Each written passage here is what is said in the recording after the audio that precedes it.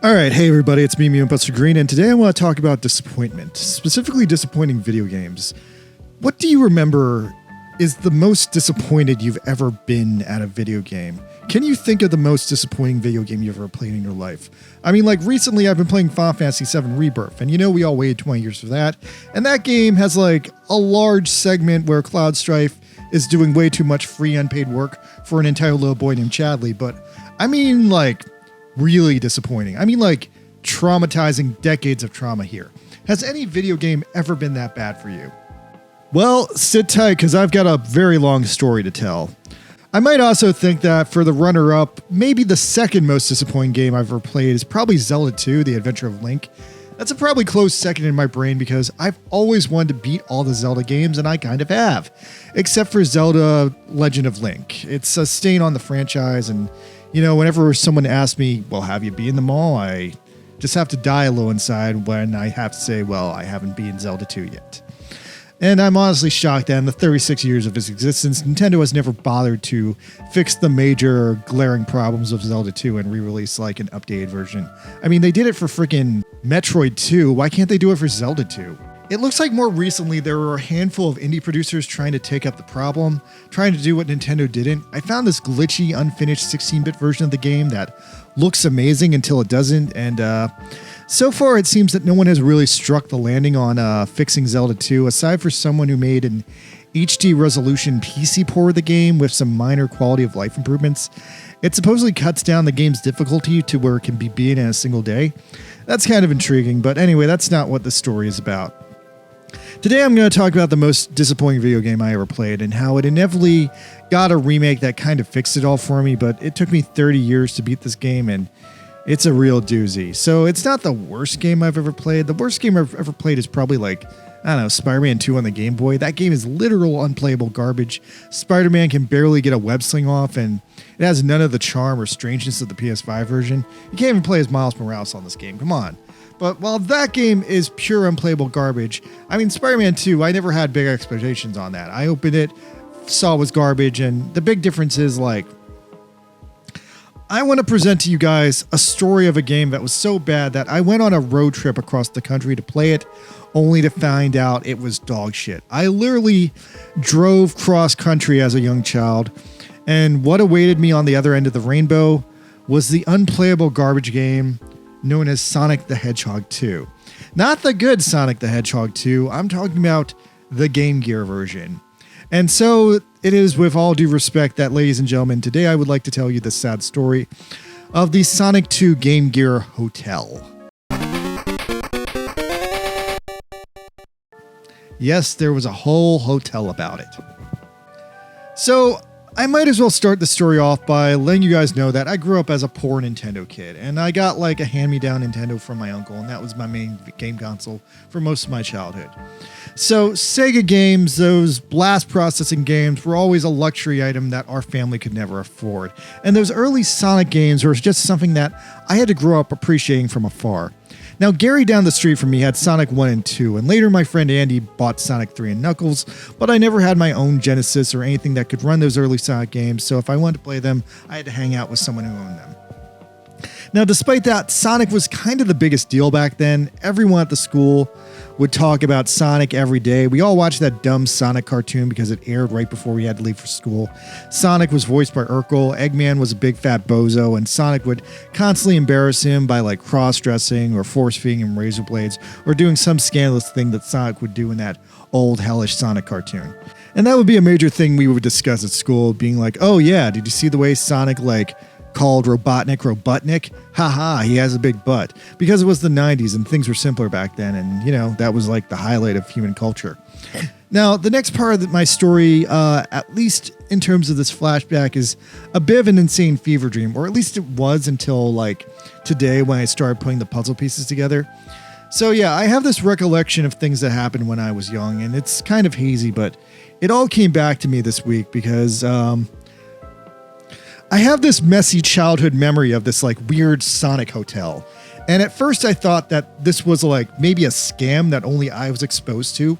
I thought this was some massive con that was specifically pointed at me, but no, the more I look into it, apparently other people experienced the weird Sonic Hotel, and apparently not everyone had a terrible experience with it. Some people might have had a good experience. Mine just wasn't good. Landmark, will your kids find Sega's Sonic the Hedgehog this summer? This one, Howard Johnson, where kids go Hojo with Sega. Kids can play free Game Gear video games, kids always stay free, and get free fun packs. Check in with the American Express card for valuable certificates plus savings on Sega Game Gear purchases. So for good rooms, great rates, and a really comfy pillow, call Howard Johnson Hotels and Hojo Inns at 1-800-I-GO-HOJO and stay at the comfortable. But yeah, I looked this up and I found enough evidence to confirm this was a real thing that actually happened. This is Howard Johnson today. This is Howard Johnson today. I guess I'll take a second and footnote the story here that I'm going to assume that a lot of people don't know about the Howard Johnson's hotel chain. They've been around for 100 years. They're named after their creator, the famed businessman Howard Johnson. He had something of a business empire back in the mid-1900s, but slowly and steadily since his death in 1972, every piece of his massive empire has slowly been crumbling back into the dust from whence it came. Kind of your typical situation where there's an original creator or an original owner of a business who dies and then no one can ever get his secret formula right. But the Howard Johnson thing is on a much larger and crazier scale because the man literally had thousands of different hotels and restaurants functioning all over the United States. And nowadays it looks like there's only 4 of the restaurants left from the original 1,000. And of the original 500 Howard Johnson hotels, it looks like only about 300 are still operating. But I can't tell how many of those are authentic originals because of a merger with the Wyndham Company. So some of them might be like modern day knockoffs. But yeah, so since Howard Johnson died, the Howard Johnson Hotel line has been failing hard, and in 1993, the situation was no different. So the company instituted their Summer Kids with Hojo Sega promotion for the first time. I see these commercials just now today, and honestly, the commercials don't resonate with me. I don't think I've ever seen these commercials before. I think if anything, I think maybe they're from the second or third year of the promotion. Apparently the promotion ran for 3 years. So it's possible I might have seen this commercial in between the Sonic show that we all watched, but I don't think this is a piece of my puzzle. This just doesn't seem true to me. I also want to point out that the kids in this commercial are also getting some sort of a Sonic Game Gear gift package. I'm pretty sure I didn't get anything like that, and I'm kind of jealous seeing it now. Or if I did get such a thing, it's been purged from my memory. But I think it's more likely based on the clues that I have that these gift packages just weren't given out the first year of the promotion in 1993. Or alternately, if they were, the hotel I stayed at was maybe too shitty or it simply just run out of them because it was the super popular Florida area and this was a popular promotion. But yeah, here's the evidence I have, and based on what I was able to put together, I believe I experienced the first and earliest incarnation of this promotion in the summer of 1993. Because my birthday's in July, and that's usually when we would go on summer vacations. And so then I find this magazine advertisement also from 1993, and this kind of strikes me as familiar. I have a slight feeling of deja vu looking at this. So this is one of the first advertisements for the concept that was stuck in random magazines around 1993. And I'm assuming maybe I saw this in one of the gaming magazines I used to read, if not a random Marvel comic book, because it was also in those. And yeah, this is about as pretty as cut and dry as possible. Sonic the Hedgehog Hotel. A hotel where you can play Sonic the Hedgehog 2. A deceptive line at the top says, "Hey kids, tell your parents to come here, because it's jam-packed with all the best Sonic the Hedgehog merchandise." So yeah, it's 1993. Sonic the Hedgehog 2 had just come out of the Genesis a year earlier in 1992, and I've only experienced this game at Gary's house. That sounds cool. That sounds exciting. I want to beat Sonic 2. And apparently, if I come to the Sonic Hotel, they'll give me a Game Gear where I can play it. So yeah, eventually based on this shitty advertisement, my mom and I go on this road trip to play Sonic the Hedgehog 2. And this just leads to terrifying disappointment. Because as I would soon learn after a 28-hour road trip from the Northeast to Florida down America's I-95, Sonic 2 on Game Gear is not Sonic 2 on Genesis. So we go down the road. Maybe I eat Oreo O's if those exist in that year. We end up at south of the border. Everything is closed. We proceed on to Florida. The Sonic Hotel is your typical dilapidated 1993, aging, decrepit Florida Howard Johnson's. And retroactively, I'm not sure if this one in the picture is the same one I stayed at, but it looked like it. And I also have to mention that the one I stayed at definitely did not have a swimming pool. And the one in this picture definitely doesn't have a swimming pool, which is fucked up for Florida. Like, you guys gotta know, Florida is fucking hot as hell. It's like 98 degrees and humid there every single day. And I really regretted traveling to Florida and picking a hotel that didn't have a swimming pool. But I wanted to play Sonic 2, so I picked this Sonic Hotel that had Sonic the Hedgehog 2. But I have news for you guys. Sonic the Hedgehog 2 on Game Gear, it's a fucking war crime. And the fact it was used to bait me to this shitty hotel to deceive innocent kids like me into coming here, that's also a fucking war crime, because I have to lay this basic information out the way I came to understand it at over 30 years. Sonic the Hedgehog 2 on Game Gear. So yeah, we check into the Sonic Hotel and they give me the Game Gear, and I quickly learned that, oh my god, a Game Gear runs on like 6 AA batteries. So that's like $15 right off the bat to get this thing going. But yeah, Sonic the Hedgehog 2 on Game Gear basically starts with a big cinematic scene of Robotnik kidnapping Tails, and then it sends you to this absolute hell of a first zone. It immediately bards you with the underground zone, where Sonic is in a cave full of minecarts, full of deadly spikes, full of burning hot lava, and Tails has been kidnapped, so he's not actually playable. But the game keeps hinting that he will be playable with these misleading opening cinematics showing Tails in the stage having fun with Sonic. The first stage is pretty easy despite all the traps and all the difficulty, and ends on a surprisingly dramatic climax of Sonic running off a cliff full speed, only to be saved by Robotnik at the last possible moment. Except it's not a save, it's a fate worse than death. The sinister Dr. Robotnik has scooped Sonic up because he couldn't just let Sonic die from falling off a cliff. Oh, no.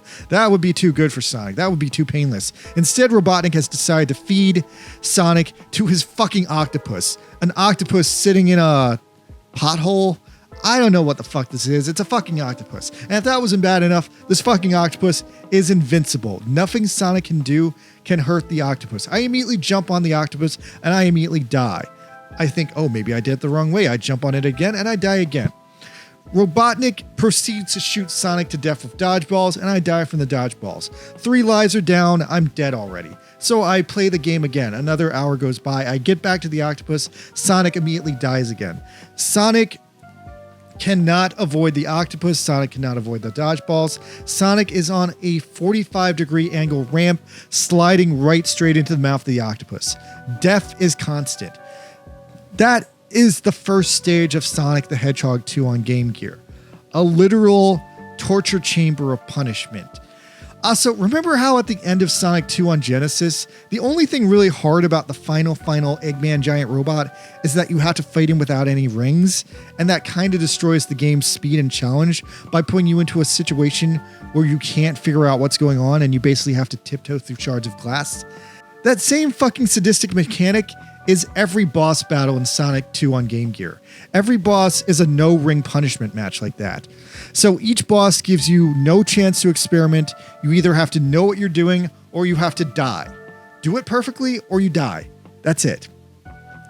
I've heard some people argue that this octopus isn't even supposed to be an octopus, it's supposed to be an antlion.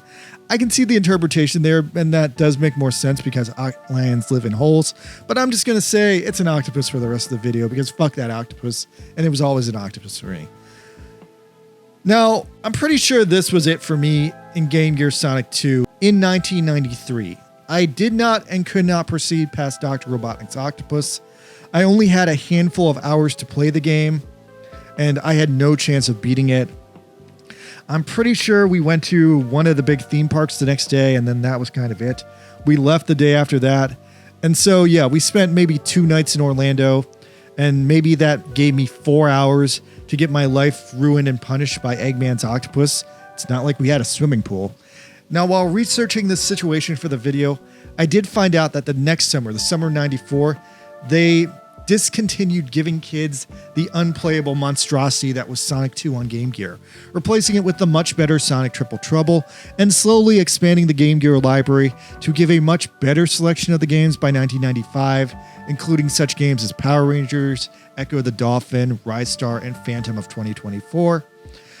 But Howard Johnson's would continue to decline in quality over the years despite getting a bailout from the merger with Wyndham, and generally has just gotten worse and worse, falling farther and farther away from their original design and their original creator's goal, while declining more and more due to people just not traveling as much as they used to, and the chain having widespread security and crime issues, furthering their decline into irrelevance.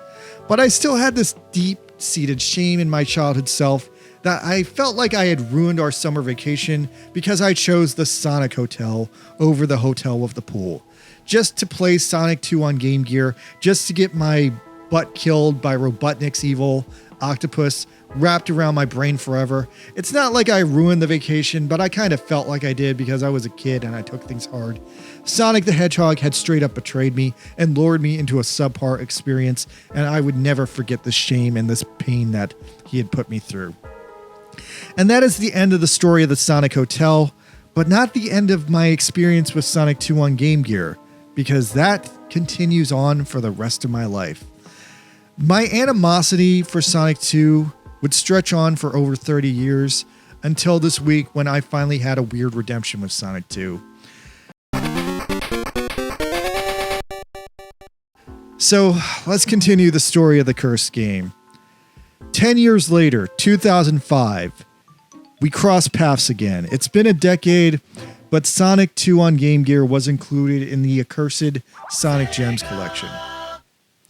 After this time in history, Sega had given up trying to be a game developer because the Dreamcast had failed, Sagata Sanshiro had died, and now they were trying to make amends to the gamers in the GameCube era. So they ported a lot of their classic Genesis and Game Gear games to the GameCube to reintroduce Sega as a third-party developer. And here we go, we get our first taste of the Sonic Mega Collection. A collection of all the good Sonic games and some surprise other Genesis classics. And then after that, they upped the ante again by introducing the Sonic Gems collection, a collection of the other not as good Sonic games. Now, the centerpiece of this being the rare and beloved Sonic CD. But anyway, beyond Sonic CD, the rest of the games on Gem Collection are kind of trash. And in this trash, I find Sonic 2 on Game Gear. I finally have another chance to play Sonic 2 on Game Gear 10 years later. And this time around, because of Gems Collection, I have the original 1990s instruction booklet, which the Howard Johnsons just had not given to me. And I think that kind of makes a difference, because I kind of need to explain this too. Games in the 90s were kind of hell. It wasn't like nowadays where your character just walks in a straight line through a big hallway filled with character exposition.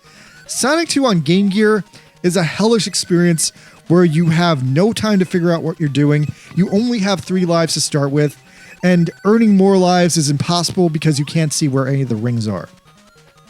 With the additional help of the long missing instruction booklet, as well as the added context of the internet now existing in 2005, and someone probably being around to tell me that, oh, to beat the octopus, you just dodge his dodgeballs. Dope. I finally beat the first level of Sonic Game Gear.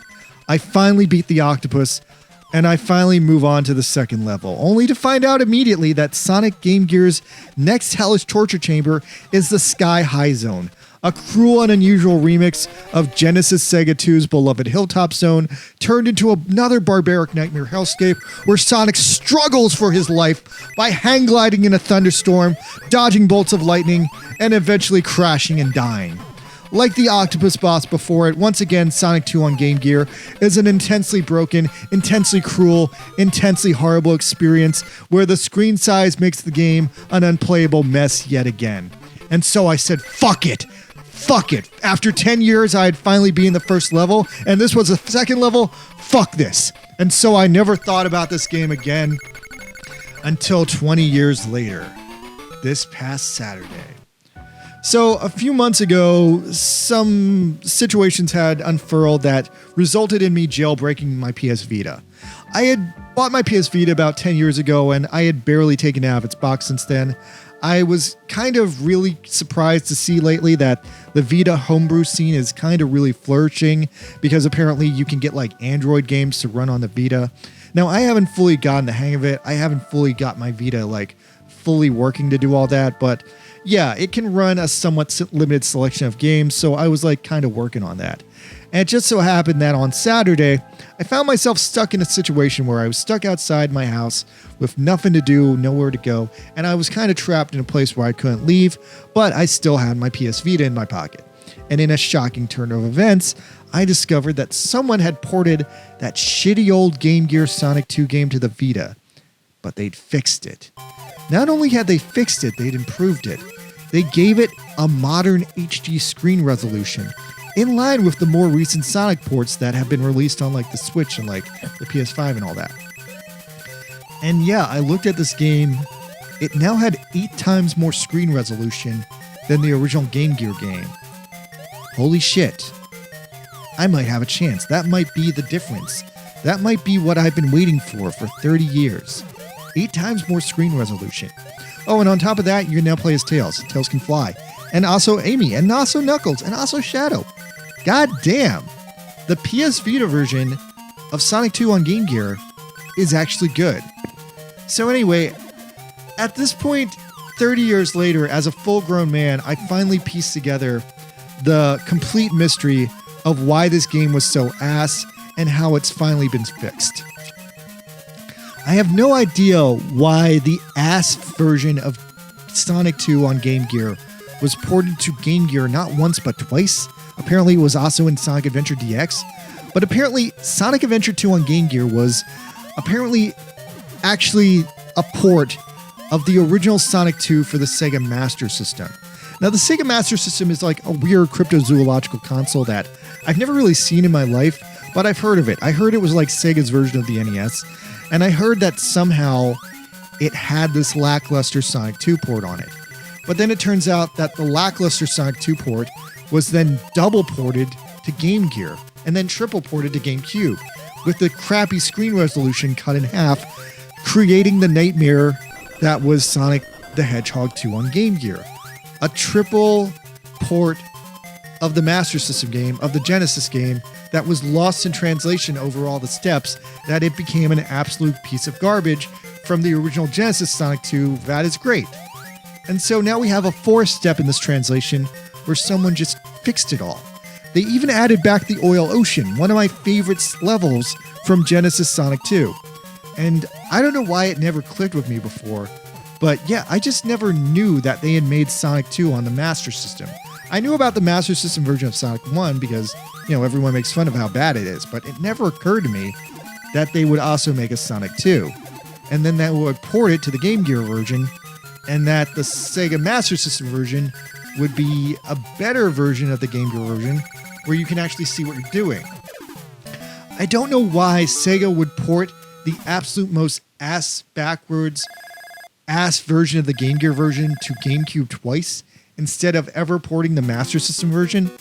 But yeah, now I have the Vita version, which is an improved version of the Master System version with a full HD screen, and I can actually play this game for the first time in 30 years.